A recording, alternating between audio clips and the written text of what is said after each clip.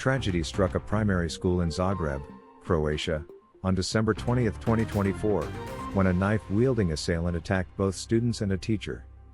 At least one child has been confirmed dead, with 8 other pupils and 1 teacher injured. Emergency responders and police quickly arrived at the scene, cordoning off the area. Authorities detained the attacker, but the incident has left the country in shock. Croatian Health Minister Irena Ristic confirmed the fatality, while Prime Minister Andrej Plenković expressed his horror, condemning the attack during a live broadcast cabinet meeting. The investigation is ongoing as the community grapples with this heartbreaking event. At least one person has been killed and several others injured following a Russian missile attack on Kyiv, Ukraine, on December 20, 2024. The rush hour strike, which involved 8 missiles, including hypersonic Kinzhal and Iskander ballistic missiles, caused widespread destruction across the capital.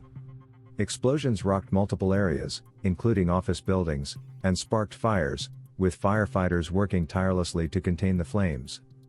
Kyiv's military administration confirmed that at least 7 people were injured, with 4 being hospitalized. The attack has left the city in shock, adding to the ongoing toll of the war as Russian forces continue their bombardment of Ukraine. Israeli settlers set fire to a mosque in the occupied West Bank, Palestinian residents said on Friday, December 20, and video showed revenge, death to Arabs and other slogans had been spray-painted in Hebrew on the building's facade. Black burn marks were visible at the entrance to the Muslim holy site in the northern West Bank village of Marta. The fire was put out before it could spread much further. Israeli police said they were collecting testimonies and evidence at the scene. Nasfat Al-Quvash, head of the Marta Village Council, said, on Friday, Marta awoke to a systematic terror attack by a group of settlers who set fire to Bir al-Walidin Mosque. These attacks by settler groups are continuous and systematic, he said. The Israeli police and Shin Bet security services said in a joint statement, "We see this incident as extremely serious and will act resolutely to bring the perpetrators to justice for rigorous trial." The Palestinian Authority Foreign Ministry assailed the attack as the latest in a series of violations and crimes by Israeli settlers and appealed to the United Nations Security Council for help protecting Palestinians. President-elect Donald Trump has issued a warning to the European Union, threatening tariffs if the bloc does not significantly increase its oil and gas purchases from the United States.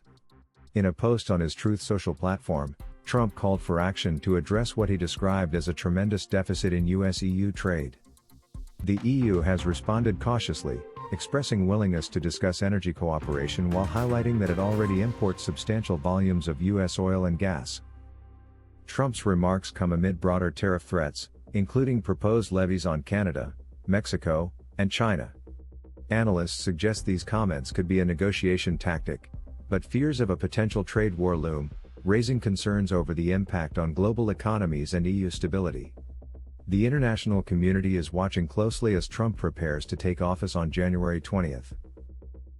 A groundbreaking handheld device named Shape, developed by researchers at Imperial College London, is revolutionizing navigation for blind and visually impaired individuals.